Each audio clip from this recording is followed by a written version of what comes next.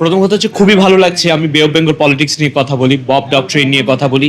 তো সমুদ্র সাংবাদিকতার পুরো পৃথিবীতে অফশোর জার্নালিজমটা যেভাবে আগাচ্ছে, সেই জায়গায় বে অফ বেঙ্গল যেখানে 7 ট্রিলিয়ন ইকোনমি, যেখানে পুরো সাউথ ইস্ট এশিয়ান গেটওয়ে, সেই জায়গায় বে ইনসাইট একটা দারুণ কাজ করতে চলেছে।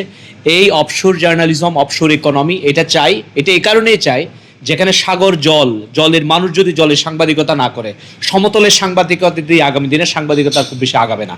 সেই জন্য আমাদের সমুদ্র সাংবাদিকতা করতে হবে, সেটা ফোকাস করতে হবে, এবং এটার জন্য আমাদের যা যা দরকার এবং জনসম্পৃক্ততা এবং এখানকার মানুষের পালস, শুধু মানুষের নয়, এখানকার প্রাণ প্রকৃতি, তাদেরকে নিয়েও যাতে সাংবাদিকতাটা করা হয়। এবং আগামী দিন এটা খুবই গুরুত্বপূর্ণ অঞ্চল।